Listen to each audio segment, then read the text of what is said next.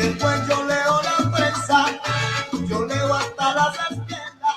Muy buenas noches, amigos de Diálogo Ciudadano. Hoy estamos con el doctor Sergio Salguero Aguilar en Diálogo Ciudadano porque vamos a hablar del CAS Nunca Más, la ley Servir, los regímenes laborales en el sector público. ¿Qué está pasando, Sergio? Bienvenido. Hola Renzo, encantado de estar contigo en esta conversación. Gusto de verte después de tiempo y encantado también de consultar y absorber todas las consultas que tengas también del régimen CAS. Gracias a ti, Sergio, porque hoy vamos a disfrutar de no solamente tu experiencia, tu alegría, tu sabor. Estamos con Salsa que dice, no hago más nada. Sabes que muchos creen que los funcionarios públicos se van, se sientan como en la salsita, fuman su pucho y no hacen nada. Oye, qué cosa más lejana de la realidad.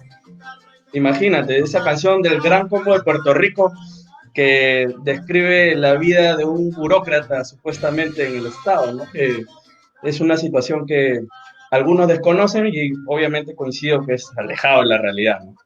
Pues para eso vamos a invitar ahora a nuestro especialista, el abogado Jim Mirengi, que nos haga una breve reseña de qué es lo que pasó, cómo es la historia del CAS, y luego entramos a discutir el tema. Bienvenido, Jim. Jim, cuéntanos noches, de qué se trata este tema del CAS. Cuéntanos, ¿qué ha pasado? Correcto.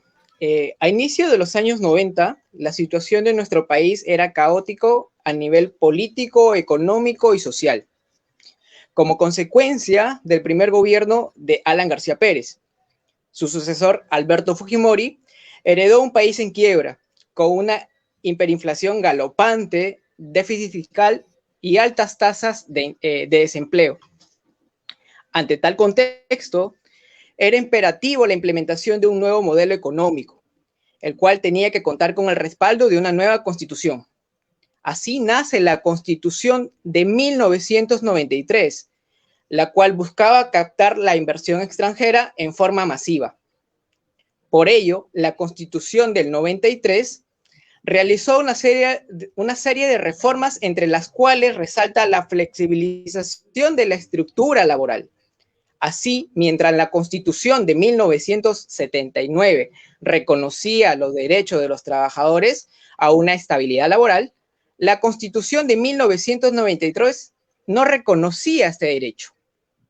Esto impactó no solo en la estructura laboral del sector privado, sino también en la del sector público, ya que como consecuencia de las restricciones presupuestarias que presentaban en diferentes instituciones del Estado y que afectaban a la contratación de personal, esas instituciones, con el aval de una nueva constitución imperante, comenzaron a recurrir a los contratos de servicios no personales, los cuales involucraron un vínculo laboral un poco escueto y exoneraban de cargas sobre la relación laboral a las entidades del Estado. Ajá. Y omitían entregar ciertos beneficios como gratificaciones, ETS, vacaciones.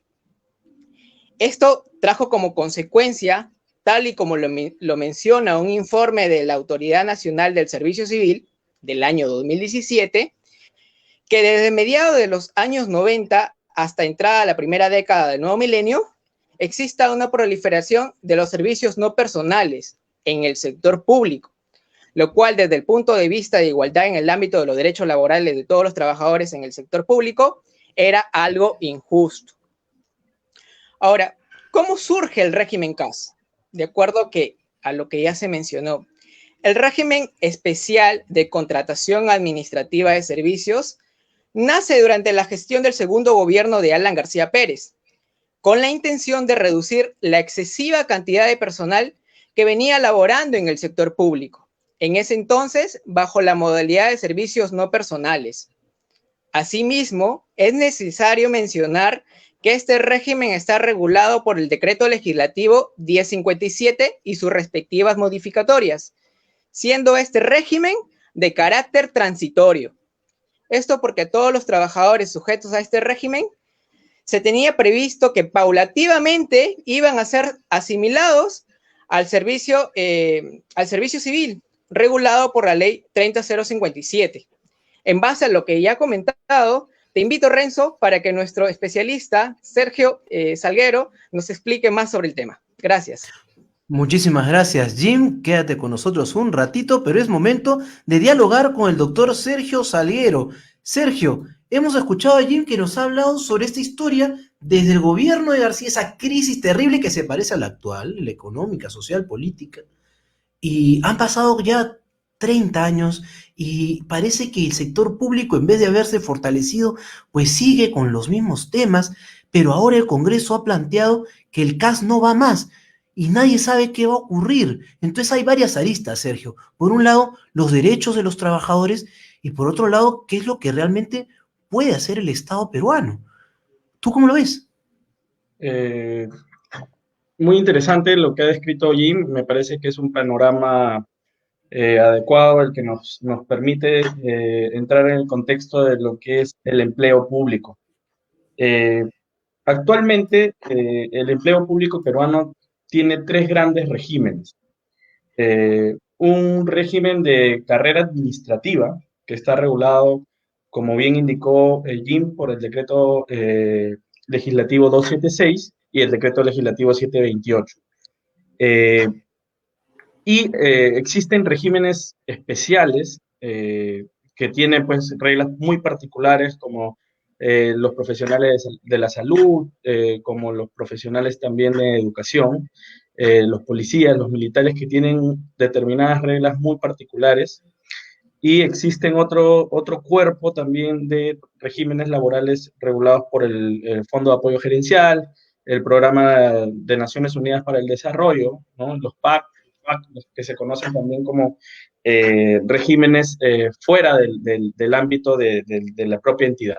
Ahora, esto nos pone en un contexto en el que nos encontramos ante una diversidad de regímenes laborales. Eso es lo que te quería preguntar, Sergio. Es decir, cuando las personas dicen, este funcionario público de la municipalidad me está atendiendo, o esta señorita que me ha llamado, que es del gobierno regional, o este caballero que es director de una entidad estatal del gobierno central, puede ser, o el asesor del ministro, o el congresista, el asesor del congresista, podemos referirnos a que son funcionarios públicos, servidores públicos, pero que tienen distintos tipos de contrato, distintos tipos de beneficio. Correcto. Justamente ese es el marco introductorio, ¿no? Justamente nos encontramos ante una dispersión de regímenes laborales con beneficios distintos, con regulación distinta, y ante esta situación se creó pues en el año 2013 la norma que regula la Ley de Servicio Civil, la Ley 30057, junto con la creación de la Autoridad Nacional de Servicio Civil, tuvo como finalidad establecer un régimen único y exclusivo para las personas que prestan servicios en el Estado, ¿no? Y esto lo que permitió, de alguna manera, es que se transite hacia el objetivo de que todas las entidades cuenten con un régimen único.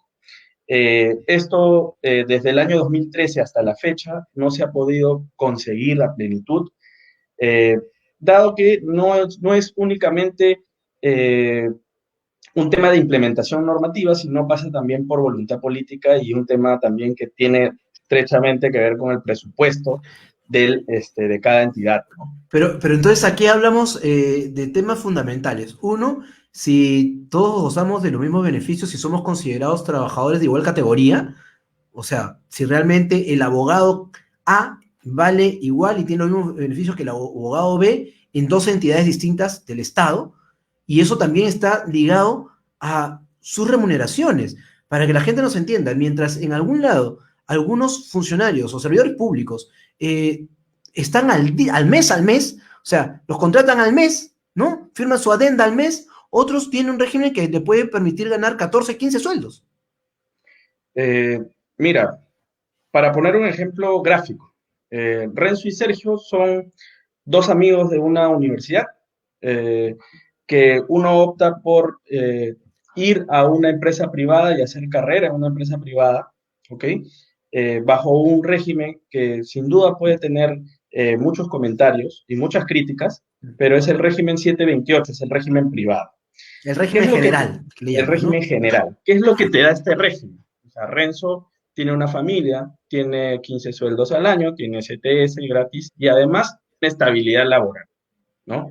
Por el contrario, Sergio decide ingresar a un ministerio a hacer la misma labor que hace Renzo en el sector privado, pero en el sector público. Eh, Renzo y Sergio se encuentran después de muchos años y Renzo, ¿qué tiene? Renzo tiene un crédito hipotecario, Renzo tiene una familia tranquila, tiene estabilidad y de alguna manera está esto relacionado con la libertad de las personas, ¿no? Entonces, ¿de qué manera uno puede desarrollarse a plenitud con un régimen laboral que no te da esa tranquilidad, ¿cierto? Entonces, muchas personas critican eso del régimen público respecto al privado. Ahora, Entonces, uno de los puntos, no, pero Sergio, vamos a poner punto por punto. Entonces, señora, señor, amigo, amiguita que me está viendo en Diálogo Ciudadano, debe entender que los funcionarios servidores públicos con los cuales usted contacta no necesariamente está en el régimen 728, régimen general, que sí los hay algunas pocas entidades claro, públicas, sino la gran mayoría, estamos hablando de más de 270.000 peruanos, está en el régimen CAS. Y este régimen CAS es al mes o a los 3 meses. Y pueden ser igual de preparados, pero las condiciones en las cuales se está desarrollando su trabajo, entonces todos debemos de conocerla. Porque ¿cuánta gente entonces quisiera entrar al servicio público ahora que estamos en una oferta de congresistas y de asesores que quieren entrar a salvar el país? ¿Cuántos realmente quieren salvar al país si van a entrar a este tipo de regímenes? Decimos el CAS, pero también vamos a hablar de los otros que son aún peores. por supuesto. Entonces, a eso iban, ¿no? En el sector público existe una dispersión de regímenes laborales. Y uno de esos regímenes es el 276, que es la carrera administrativa, que tiene más de 30 o 40 años y que, digamos, en la actualidad se encuentra obsoleta, ¿no? Los sueldos básicos de las personas que están en 276 se encuentran estancados hace años y tienen un sueldo base que en realidad es bastante menor al que podrían ellos merecer. Para hacer un ejemplo concreto, Sergio, la gente que está en el régimen laboral 276 muchas veces son aquellos que en su boleta aparece menos del sueldo mínimo, pero con otros, ¿cómo le llaman? Conceptos. CAPAE, sí, correcto. Llegan a un sueldo poquito más. Sí. No, y entonces, es un sueldo ínfimo, ¿no? Tienes entonces a una persona que está calificada, que se ha matado años en la entidad pública, que además se capacita, etcétera, pero con ese régimen laboral está ganando, por ejemplo, 750 soles más el resto de cosas llega a 2.000 soles, pero ese resto de temas no sirve para su pensión. Y tienes otra persona que ingresa al régimen CAS y que tiene igual preparación, tal vez un poco menos experiencia, pero automáticamente está ganando el doble. Es correcto. Esas dispersiones en el sector público lo que hicieron fue que se analice la necesidad de transitar a un régimen único. ¿De acuerdo? Entonces, tenemos este paradigma primero público versus privado, ¿no? Y dentro del público también tenemos esta situación de que tenemos muchos regímenes laborales. Esta problemática se intentó resolver con un proyecto muy ambicioso de la Autoridad Nacional de Servicio Civil. Y esto lo que nos permitió es plantear un régimen único y exclusivo para todas estas personas que realizan o prestan servicios en el Estado, ¿no? Esta norma estaba prevista para implementarse en un máximo de 6 años y esto a la fecha ha sido truncado, se ha visto interrumpida por un tema que desde mi punto de vista es más político que de implementación o de gestión. O sea, esta reflexión ya se ha hecho hace el año 2013, ¿no? Sí, esa reflexión, correcto. se sacó la ley del servicio civil y bueno, hay algunos que dicen no, que sí, regañadientes, de repente me van a sacar, me van a evaluar, pero beneficiaba finalmente, o tendría que beneficiar, no solamente a los trabajadores públicos, sino a todos aquellos que estamos en contacto con el Estado, porque vamos a tener la certeza de que estos trabajadores van a ser evaluados y que además tienen una línea de carrera. Sin embargo, tú lo que mencionas es, después de 6, 7 años, 8 años que ha pasado Renzo, no hemos avanzado pues nada. ¿Cuántas entidades están involucradas en este concepto? La verdad es que hay 4 etapas, grandes etapas para transitar a la ley de servicio civil, al régimen servir, pero muy pocas entidades contadas con los dedos de una mano han podido transitar de manera plena y que todos sus trabajadores cuenten con los conceptos como gratificaciones, como vacaciones, ¿no? Como te contaba, la persona que ingresa a un CAS tiene un aguinaldo de 300 soles, versus un privado que recibe un sueldo completo en diciembre y en julio. No tiene CTS o una persona que se encuentra en casa. Entonces, este régimen nació como una solución, como explicaba Jim, ¿no? Como una solución respecto a un problema que era la contratación masiva bajo la modalidad de servicios no personales, que es incluso más precario que tener un CAS. Un CAS por lo menos tienes las vacaciones, ¿no? Entonces, antes nos encontramos en una situación peor, pero creo que los esfuerzos han estado apuntados a parchar situaciones concretas y no a regular una modalidad de acceso al servicio público, al servicio civil, Es como se decir, llama. nos hemos pasado la vida política en los últimos 10 años y los 10 años anteriores en poner parchecitos. Pero acá hay un Correcto. problema que es gravísimo, porque estamos hablando de cientos de miles de familias, de trabajadores del sector público que están en el régimen 276, CAS, los que están años por servicios de terceros que le llaman, ¿no? Que ellos no tienen ningún derecho laboral y son las instituciones públicas los que están en este tema. Entonces, ahora que es momento electoral, ahora que es un momento político clave y que el Congreso ha dicho, esta ley CAS no va más, ¿no? ¿Cuáles son las consecuencias reales, actual? Mira, ahorita nos encontramos en una situación, como te repito, y la introducción es muy, muy importante y muy interesante para ver que el régimen CAS sin duda es un régimen que ya el mismo Tribunal Constitucional lo ha dicho así, ya debe ser eliminado de manera progresiva, ¿ok? Entonces es un régimen sin duda que es injusto y es un régimen que de alguna manera debe ser modificado por un régimen con todos los beneficios que un trabajador debiese tener, ¿ok? Entonces, en ese contexto es que las iniciativas para eliminar el CAS en sí mismas no resultan ilegítimas o no resultan inconstitucionales, como muchos lo dicen, ¿no? Esa propuesta en sí misma no es inconstitucional, ¿no? Entonces, ¿por qué? Porque persigue un objetivo legítimo, un objetivo justo. Eh, las críticas que podrían darse a los esfuerzos aislados es que no buscan de alguna manera solucionar el problema de fondo, ¿no? Porque ahora podemos eliminar el CAS y transitar ¿a dónde? Al 276 o 728 como lo ha planteado esta Atención, norma. atención lo que vas a decir, Sergio, porque ¿qué pasa si mi institución está en el régimen 276, pero soy CAS? ¿O qué pasa si mi institución está en el régimen 728 y soy CAS? Es decir, no es que yo transito y elijo, ya, a mí me conviene 276 o a mí me conviene 728. No va a ser así. Si en este momento ¿No? tuviésemos que transitar del CAS a un régimen, pudiese estar ganando según la tabla salarial del 276. Si alguien está ganando 6.000 soles o 5.000 soles, automáticamente tendría que ganar, no sé, 1.500 o 1.000 soles. No vamos a quedar sin funcionarios, pues Sí, quién va a seguir trabajando de esa manera. imagínate, imagínate. No, y es raro porque en sí mismo la iniciativa, si bien persigue un objetivo legítimo, nos lleva o nos dirige, la consecuencia es ir a dos regímenes que ya existen y no soluciona el problema de fondo, que es la dispersión, ¿no? Como habíamos visto, el problema en el empleo público es que uno gana una cosa, otro gana otra cosa, no se sabe bien cuál es el régimen laboral, tampoco los principios por los cuales se debiese regir el empleo público, que es meritocracia, ¿no? Acceso en igualdad de oportunidades, y que todo redunde finalmente en un mejor servicio de cara al ciudadano, porque nosotros buscamos que en el Estado se encuentre el cuerpo más capacitado y por eso se establecen principios como la meritocracia, el orden de mérito para acceso al empleo público, a diferencia en el sector privado, que tiene un principio muy, muy válido también, pero es un principio que es la libertad de contratar.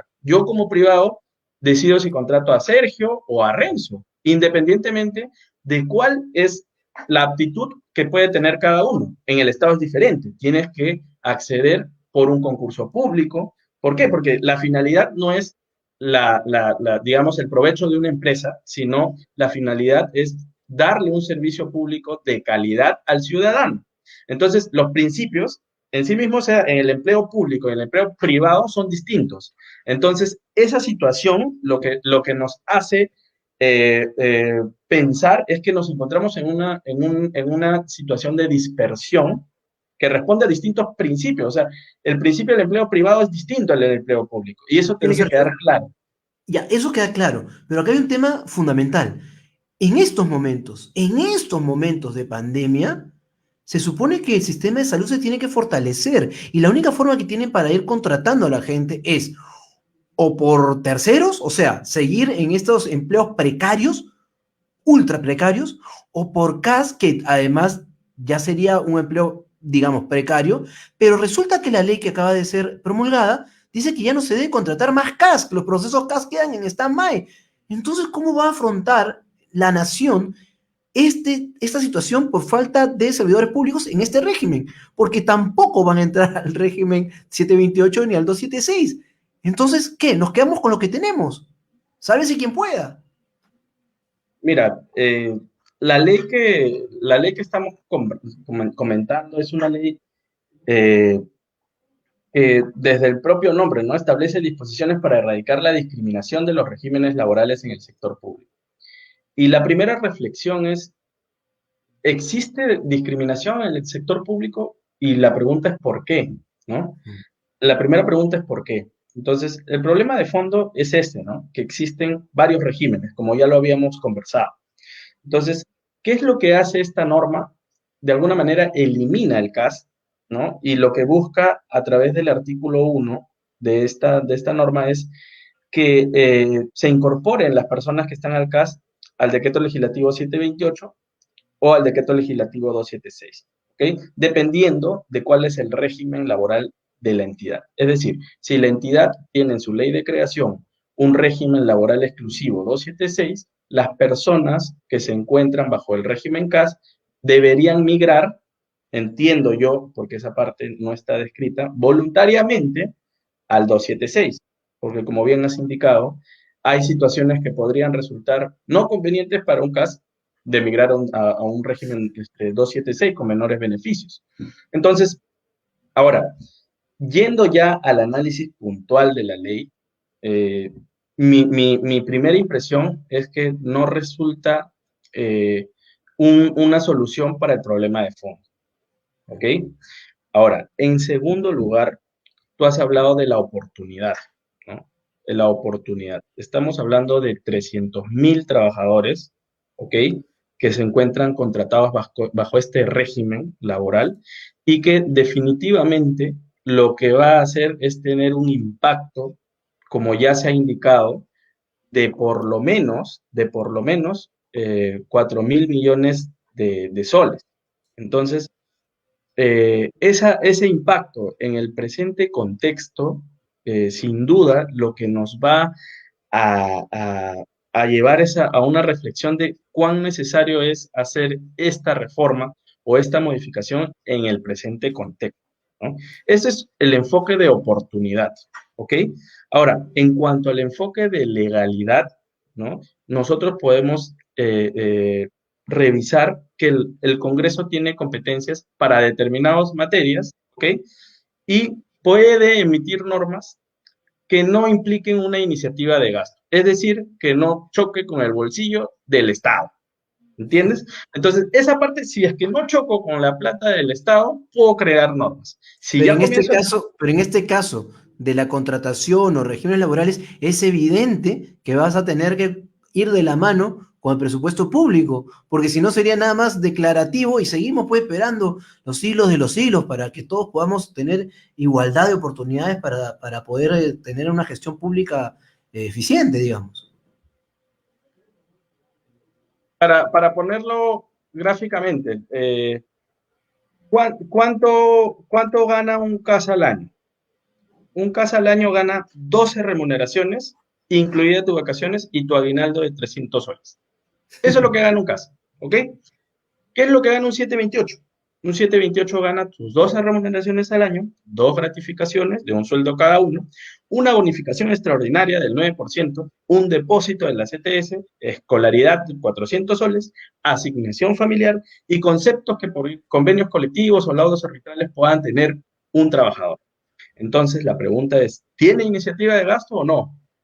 Entonces, va a haber un impacto de todas maneras económico y, por lo tanto, el Ejecutivo podría encontrarse en la posibilidad de iniciar una acción de control constitucional o una acción de inconstitucionalidad de la norma. ¿Ok? No obstante, al día de hoy, esa norma se presume constitucional.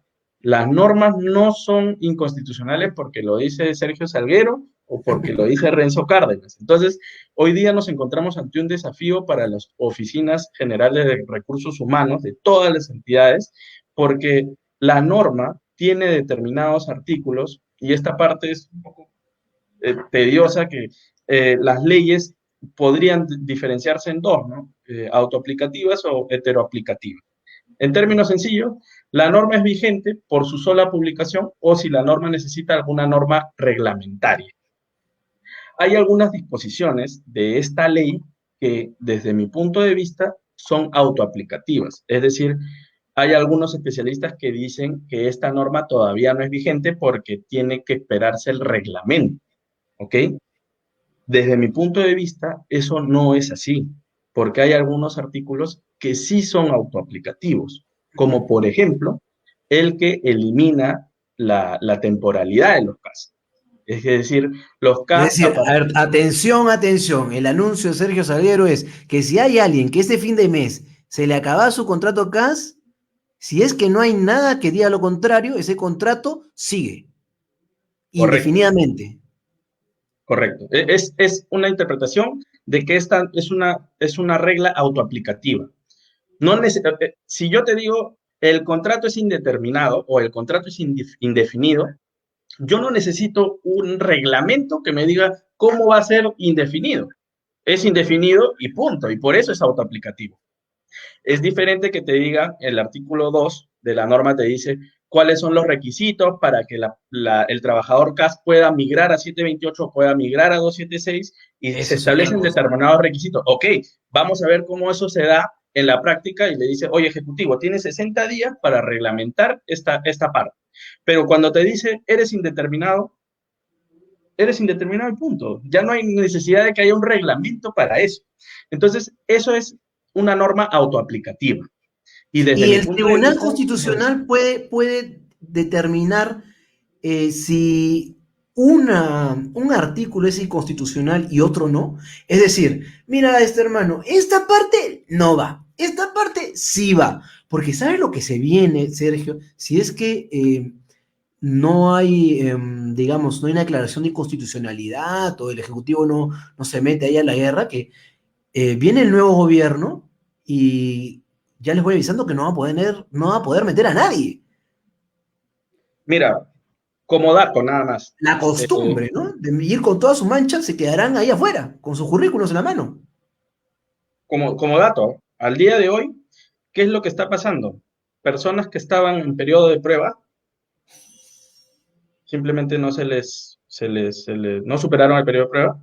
Los procesos CAS que se encontraban vigentes, Se muchas cayeron. entidades se han caído, se han suspendido, eh, y eso no es una información confidencial, por el contrario, son informaciones públicas, que están ya en las páginas web de las entidades.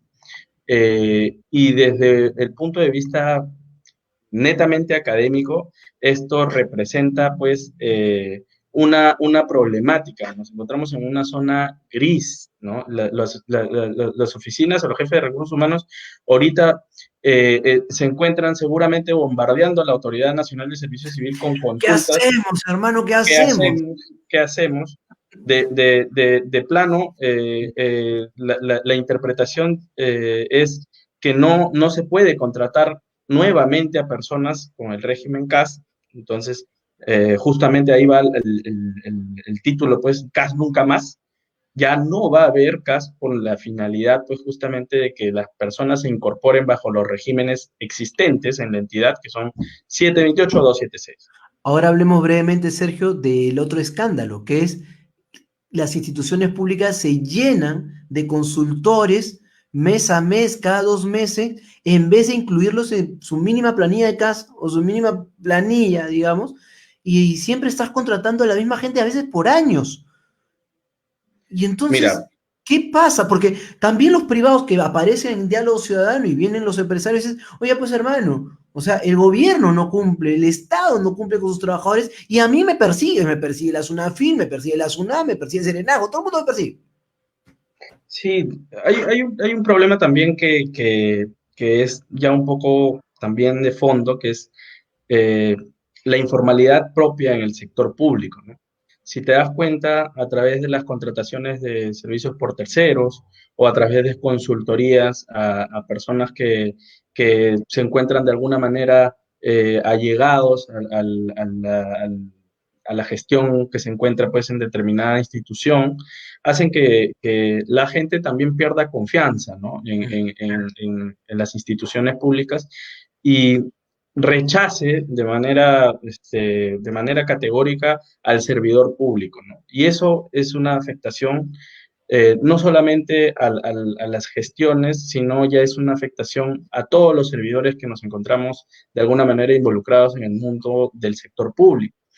Esto sin duda tiene que ir caminando de la mano con el empoderamiento de las oficinas de integridad y lucha contra la corrupción, de el fortalecimiento también de las secretarías técnicas que ven procedimientos administrativos, también de establecer canales también de procesos, de los MAPRO que existen en todas las oficinas de presupuesto, que nos permitan establecer candados de manera previa a situaciones como las que tú mencionas, ¿no? Que adolecen no solamente los gobiernos locales, regionales, sino incluso también hasta las entidades también ministeriales, ¿no? ¿Qué te parece, Jim, lo que nos está comentando el doctor Sergio Salguero, especialista, además magíster en Derecho del Trabajo y de Seguridad Social? Tú que eres un joven abogado de la generación bicentenario que además se te acaba de caer un proceso CAS. Cuéntanos. Exactamente, justamente estuve en convocatorias y bueno, la ley se promulgó el día de ayer y desestabilizó todos los proyectos, por indicarlo, ¿no? Igual, me queda una duda, Sergio, quería trasladarte el tema de la eliminación de este régimen, o volvamos al CAS nunca más. ¿Se está eliminando en su totalidad o va a quedar para ciertos trabajadores aún vigentes este régimen? Gracias Jim por tu pregunta. De hecho, la norma habla de que los CAS de confianza pueden ser contratados, ¿ok?